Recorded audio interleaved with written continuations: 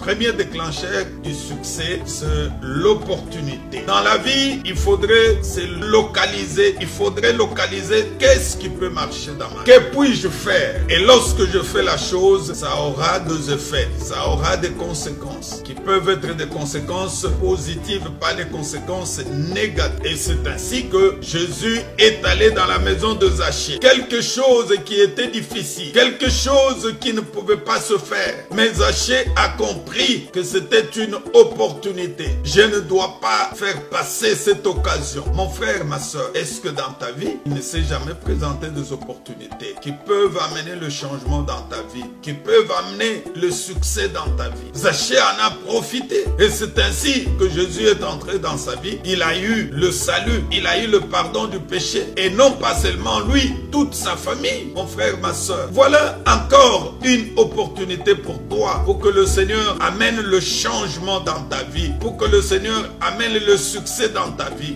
Profitez de cette opportunité. Et parfois, cela est arrivé aussi dans ta vie. Tu as eu des opportunités qui pouvaient amener le succès dans ta vie et tu n'as pas pu le faire. Et aujourd'hui, le Seigneur m'envoie encore une fois te parler qu'il n'est pas encore trop tard. Tu peux encore trouver d'autres opportunités qui peuvent amener le changement dans ta vie. Mon frère, ma soeur, ne ratez pas les opportunités qui sont en train de se présenter dans ta vie. Comme je prêche, c'est une opportunité. Tu peux saisir cette parole. Tu peux la mettre en pratique. Tu peux dire, Seigneur, j'ai suivi le message de l'homme de Dieu, mais je voudrais mettre cela en pratique pour que je puisse vivre un changement dans ma vie. Deuxième déclencheur du succès, c'est la créativité. Qu'est-ce qu'on entend par la créativité? Mon frère, ma soeur, tout événement qui se produit dans la vie est toujours inventé. Dieu a mis à nous la capacité de créer quelque chose. Prenons par exemple celui qui a créé l'ordinateur. Aujourd'hui, il est devenu un milliardaire parce que les ordinateurs sont vendus partout dans le monde. Dieu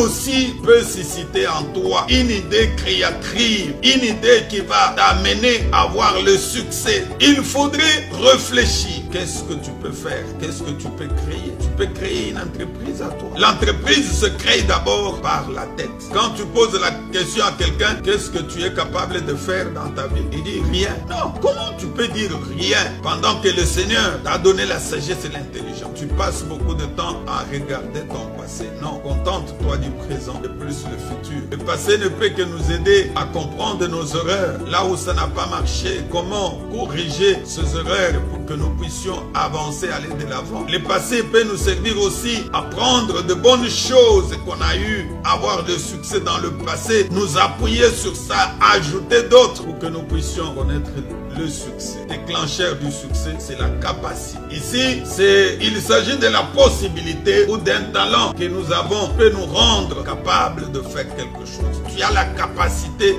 de refuser quelque chose. Tu as la capacité d'accepter quelque chose.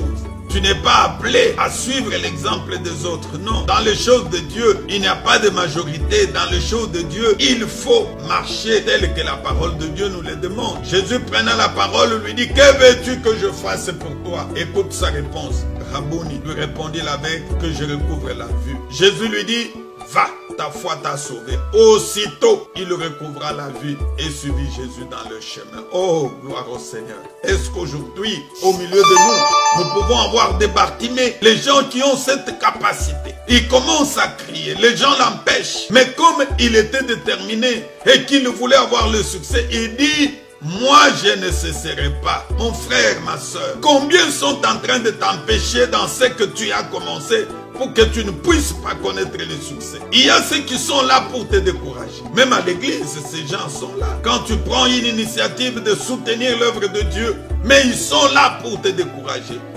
L'objectif, c'est de quoi? Ils savent que si tu commences à soutenir l'œuvre de Dieu, tu auras le succès. Bartimée n'a pas pu se taire parce qu'il avait cette capacité-là. Et la capacité a fait que Jésus puisse entendre sa voix. Et quand il a appelé, il s'est dit, je dois jeter ce manteau. Es-tu prêt de jeter ce manteau-là qui est en train de te donner la charge qui ne te permet pas de t'accrocher, de marcher avec Jésus? Jette le manteau, mon frère, et tu auras le succès comme Bartimée. Parce que tu as la capacité de déclencher un succès, de déclencher un miracle. miracle. Mais c'est toi-même qui ne veux pas. Aujourd'hui, le Seigneur t'envoie pour te dire, tu as cette capacité. Fais comme Bartimée l'avait fait. Fais comme les deux espions avaient fait. Ne regarde pas les autres. Chez Dieu, il n'est pas question de majorité. Il est question seulement de marcher seul avec Dieu. Quatrième déclencheur du succès. Et le dernier, c'est la responsabilité. La responsabilité n'est rien d'autre que le prix de grandeur. Tu ne peux pas devenir grand lorsque tu n'es pas responsable.